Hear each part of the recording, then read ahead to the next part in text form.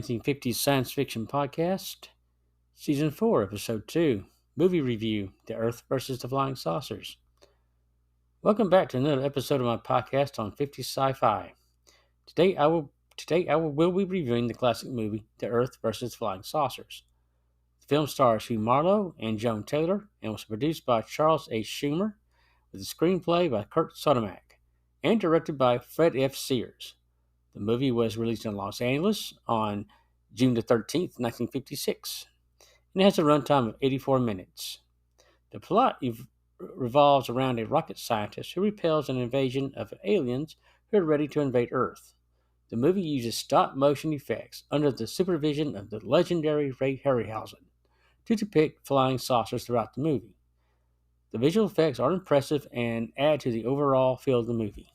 The producers of the movie took inspiration from the non-fiction book Flying Saucers from Outer Space, authored by Major Donald Kehoe, who was a former aviator in the United States Marine Corps.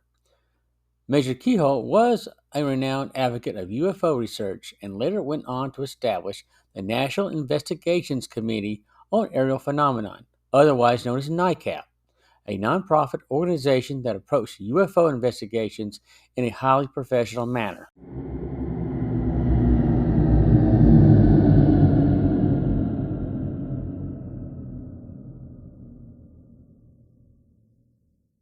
Project Skyhook. At the beginning of the movie, we are introduced to Caroll Martin and Dr. Russell Martin, who are driving in the car. Caroll is driving the car while Russell is seated on the passenger side. They have been working together for some time, and their relationship has blossomed into a romance. They got married the night before and are now on their way back to work. Russell is the project director for Project Skyhook, which is a government-funded rocket testing program that has been experimenting with high-altitude rockets and satellite payloads. The program has been successful in achieving orbit with satellites, but they have been crashing for some unknown reasons. It's interesting to note that in this movie, the U.S. space program was able to put payloads into low Earth orbit a year before the Soviet Union launched Sputnik. While on their way to the military base that hosts Project Skyhook, the Martins' automobile is buzzed by a flying saucer. The mysterious craft hovers over them and emits a high-pitched sound. The Martins are frightened by the experience and are unsure what to make of it. They continue their journey towards the military base and decide not to report the incident, as there is no hard evidence to prove the sighting. However, Dr. Martin's tape recorder, which he used to dictate his notes, recorded the high-pitched sound. This recording would later reveal an important clue. After returning to the military base, the Martins informed Brigadier General John Hanley, played by Morris Akram, that Caroll and Dr. Martin are now married. General Hanley, who is Caroll's father, is pleased with the news but expresses concerns about Project Skyhook. At dinner, he mentions the wreckage found throughout the globe that can be traced back to the project and urges Dr. Martin to cancel the next test. However, Dr. Martin refuses to comply with the request.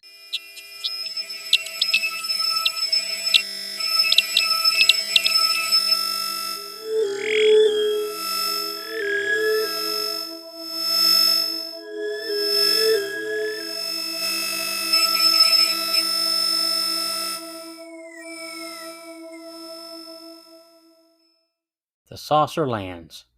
The following day, the next rocket test goes as planned.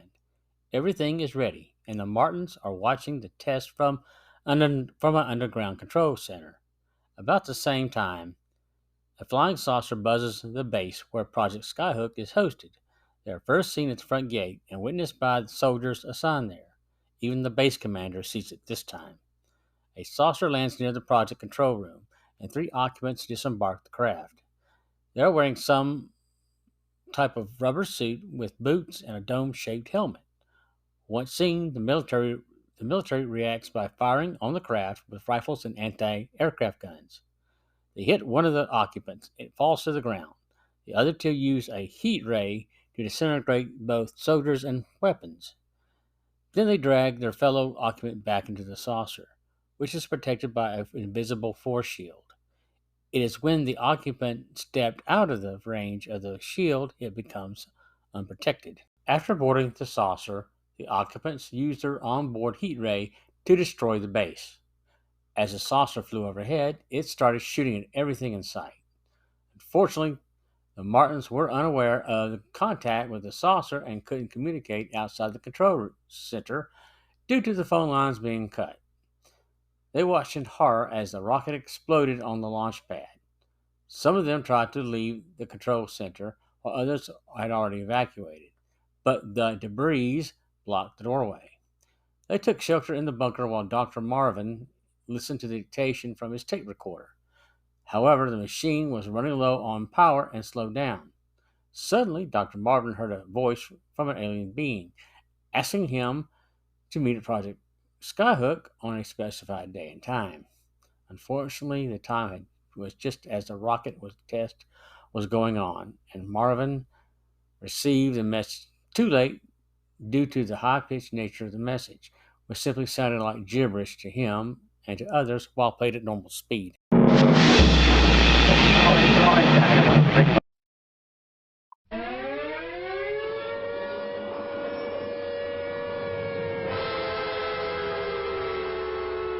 Flying saucers have invaded our planet.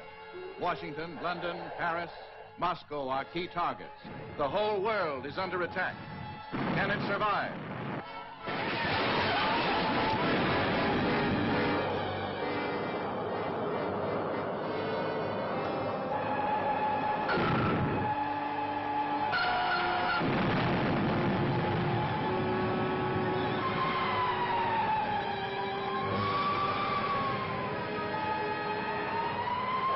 We are the survivors of a disintegrated solar system.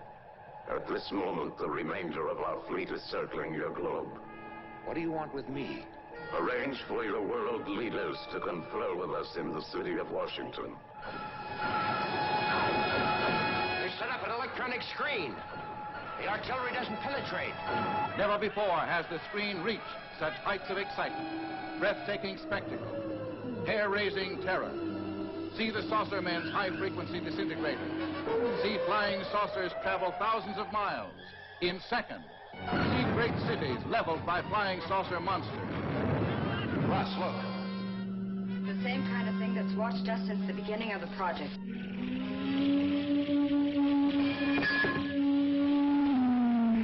People of Earth, attention. People of Earth, attention.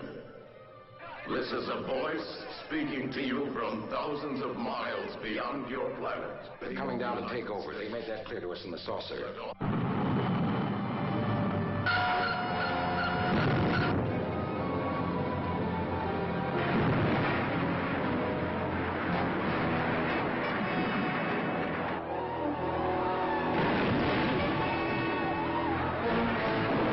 To the best of our knowledge, my wife and I are the only ones left alive.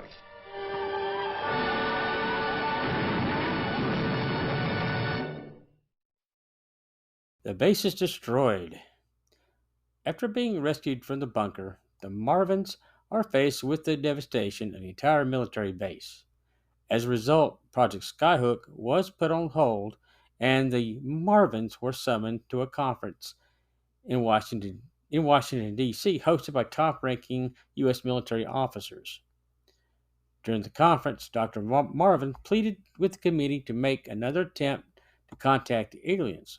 According to him, the aliens had left instructions on how to contact them again, and he believed it was necessary since he missed the first message. However, the committee rejected Dr. Marvin's proposal, citing their uncertainty about the intentions of the aliens and several other factors. To make matters worse, the committee even put Dr. Marvin under the supervision of a military escort, as they did not entirely trust him. After their meeting in Washington, the Marvins returned to their hotel room. Once they're alone, Dr. Marvin uses a two-way radio to contact the aliens. He sends a few messages, and then the aliens respond, asking him to meet them at a specific location and time. Dr. Marvin agrees and leaves the hotel room without the knowledge of his military escort. However, Mrs. Marvin suspects something going on and informs the military escort of her husband's intentions. They follow Dr. Marvin, and during the chase, a police officer pursues them for speeding. When Dr. Marvin stops his car, they find themselves face to face with a flying saucer. On board. As the flying saucer landed, an eerie voice instructed Dr. Marvin and the two other persons accompanying him to board it. They found themselves in a large room with a TV monitor on one side. Suddenly, a portion of the wall disappeared and revealed two aliens. The aliens communicated with Dr. Marvin and explained that they were on a spaceship millions of miles away from Earth, and their planet was dying. They wanted to invade Earth for its resources and believed that Dr.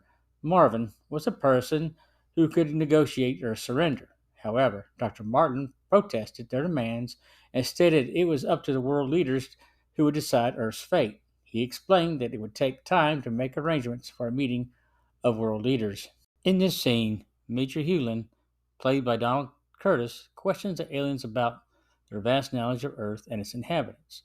The aliens respond by using the voice of General Hanley, answering various questions about topics such as baseball, history, and the strength of the U.S. Armed Forces.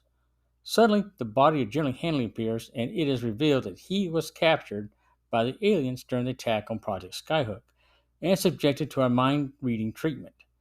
To prove their power, the aliens sink a U.S. naval ship and provide the coordinates.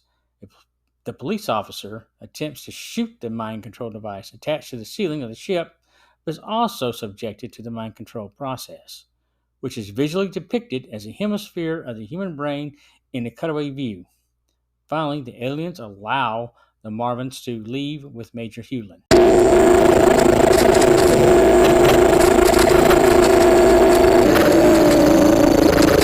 Back to Washington. After leaving the saucer, the Marvins and the Major head back to Washington. The next day, they attend an emergency meeting with the same U.S. military generals as before. However, the generals are not convinced that the aliens pose a major threat. It's only after they receive confirmation from the sinking of the U.S. Navy ship that they decide to take action. The aliens had set a 56-day time limit for the world governments to prepare for their occupation of Earth. During this time, Dr. Marvin proposes that he can find their weaknesses and create a weapon to use against them. Some time has passed, and Dr. Marvin is hard at work in a secure laboratory with the assistance from other scientists. He creates a weapon that uses sound waves that would penetrate the force shield and disable the flying saucers. While working at the secret lab, a flying saucer is seen overhead, and Dr. Marvin's team decides to evacuate the lab. Upon doing so, they are forced to stop when they see a saucer land and one of the aliens emerge. Major Hewlin shoots the alien with a rifle, and it falls to the ground. The body is examined, and when the headgear is removed, to reveal a human-like being who has an ancient appearance. Once the helmet is removed, the remains of the body turn into dust, and to their horror is the remains of one of the scientists who was working in the lab with Dr. Marvin. At that point, the saucer takes off and uses its weapons to destroy the secret lab and start a forest fire in the surrounding area. Before the saucer leaves, two bodies are dropped into the ground.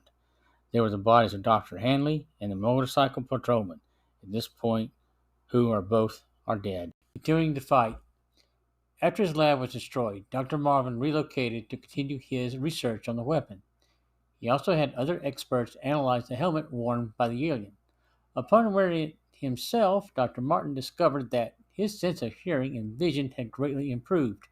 He could hear and see a conversation taking place between two men walking down the street who were deciding on what to have for lunch. There was also a language translator in the helmet for its user. While Dr. Martin was in the lab, the alien sent a warning message across the world via electronic means. The warning was transmitted in many different languages all over the world. The aliens stated that they would land in Washington, D.C. and meet with the world leaders in about 8 days. This coincided with the solar storm that would disrupt Earth's defenses. The leading military general told Dr. Marvin that the fight would continue despite the adverse conditions. He also instructed Dr. Marvin to complete his work on the sonic weapon, which is in its testing phase.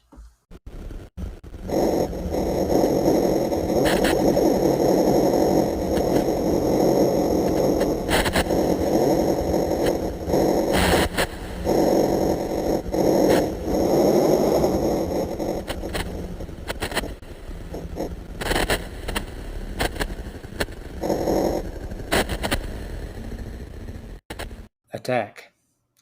Over the next 8 days, the Earth is hit by a series of natural disasters, including hurricanes, storms, floods, and communication disruptions. Meanwhile, the military is getting ready for an alien invasion. To prepare for the invasion, cities are being evacuated, including Washington, D.C. However, despite the evacuation order, some residents remain in the city, including Miss Marvin. Mrs. Marvin informs the military general in charge that she missed her flight out of Washington and would like to stay with her husband. The general locates Dr. Marvin and informs Mrs. Marvin that her husband is still in the city, working on the weapon he created. The weapon in question is a sonic cannon mounted on the back of a truck. There are several such trucks throughout the city, all waiting for the alien invasion. Dr. Marvin is in charge of the operation and hopes that his weapon will prove effective against the invaders. The flying saucers have finally begun their attack on Earth, starting with Washington, D.C. Despite the military's efforts to defend the city by firing artillery and guided missiles at the saucers, they have no effect as the force shields block all weapons used against them. Aliens use their force beam to destroy any military weapons and nearby buildings, causing widespread terror as they approach the city. Dr. Marvin's crew spotted a saucer and used a weapon against it. The saucer wobbled and then it fell into a nearby river, proving the weapon's effectiveness. Other saucers flew elsewhere but met with the same fate as they wobbled and crashed into the ground.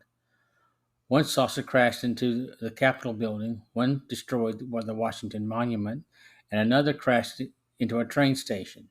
A saucer also landed on the lawn of the White House, but once the occupants left the saucer, they were met with small arms fire. After the invading saucers are disabled and no aliens emerge from the wreckage, the all-clear signal is sounded and the attack is declared over. In the aftermath, Dr. Martin reunites with his wife and resumes his work at Project Skyhook.